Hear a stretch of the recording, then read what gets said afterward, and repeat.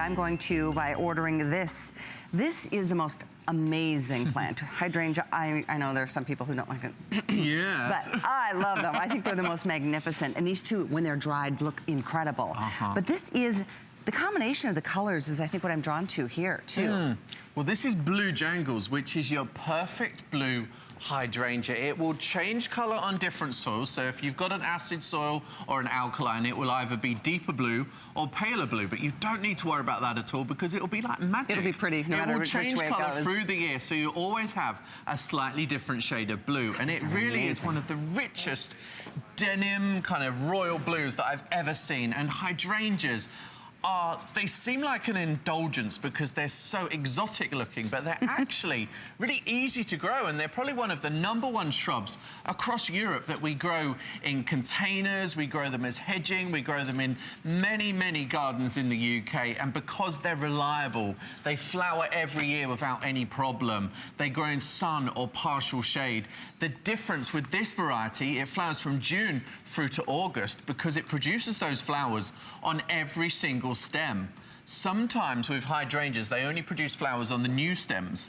This creates flowers on the new and the old stems. Really? Very often, if you want to know something technical, a lot of people get in a muddle with pruning their hydrangeas, and they very often prune them at the wrong time of the year, and they take off the new flower stems. You'll never have that problem with this hydrangea because they flower on new stems as well as old. So you are guaranteed flowers every year from June through to August, and they will be a gorgeous blue, deep blue or pale blue, depending on your soil. No, I know, my card says best for zones 5 through 8. Is that true? Yep, so they'll be great there, but you can also grow them somewhere warmer, but grow them in a container so you can move them to somewhere cooler in the warmer summer months. The zone map shows you where we deliver your products. So we will deliver at the right time for planting in your state. So if you're in a warmer state, we will send it earlier, but if you're in a cooler state, we'll send it a little bit later so you haven't got frost on the ground or snowstorms. Well, and I know that these kind of like a little bit of sun, but most shade, and they like moisture.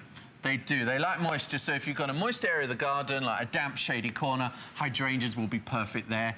If you're worried about how much they like the water, then when you grow them in containers, perhaps have a saucer of water beneath them so they've always got that ready supply. Oh, good to know. Almost like a reservoir. You know so much, I love it. It doesn't have to be an obstacle that they like a lot of water because you can give them that reservoir of water to keep them happy all through the summer, because the happier your plants are, the more flowers you'll have and the easier those flowers will come. And look at the pot that they come. They come, well, you can explain how this works, but I love that they're so well tended to before they're even put in a box and sent off to you. Absolutely. So again, this is your Proven Winners brand. So you may be used to seeing this kind of advert in the garden centres, in the DIY stores. And Proven Winners is a brutal trialling process which covers disease resistance, long flowering, ease of growth across many states in the US, ease of growth for many skill levels as well. And they also have a really fun category for the plants that they offer. And this is in the category of being a friller.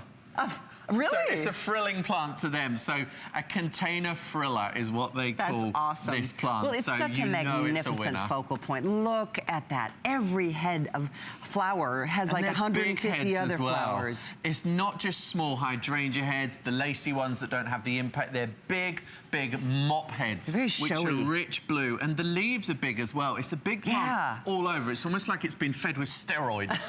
I do agree with you. The leaf is a strong green leaf. It's great for filling a gap in the garden. Exactly. So, they look delicate, but they're so magnificent. And these should grow about how high? These will grow eventually to about 3 feet tall and about the same wide. So lovely rounded plants. Excellent. And they've got a real English garden feel as well. Look at these. It's a very traditional shrub, but it's a shrub that a lot of people grow across the world because they know it performs. They know it will grow for them. It isn't troubled by any pest or disease. And of course, again, it attracts birds, bees, and butterflies. Love it. Which we all love in the garden. So one last question before time runs out, because I've got mine in pots. Should I consider putting them in the ground to make them grow even bigger? It's up to you. You can keep them in containers and put them in bigger containers or plant them in the ground. But bear in mind, in the ground, you're going to need to keep them well watered in the warmer months of the year. So if you've got them in containers, you can build a reservoir and keep them happy for longer. I hope you can treat yourself to these. Pay for half of them, try them. You know, you always have our money back guarantee. So if you have any questions, all the information is in the box and it comes to your front door delivered. You don't have to worry about the dirt spilling in your back seat or your trunk when you're trying to transfer these from the store. And again, proven winners. Item for you is 538598. The salvia. We have salvia. Salvia, yes. First of all, last call on the lilac, which is how we started.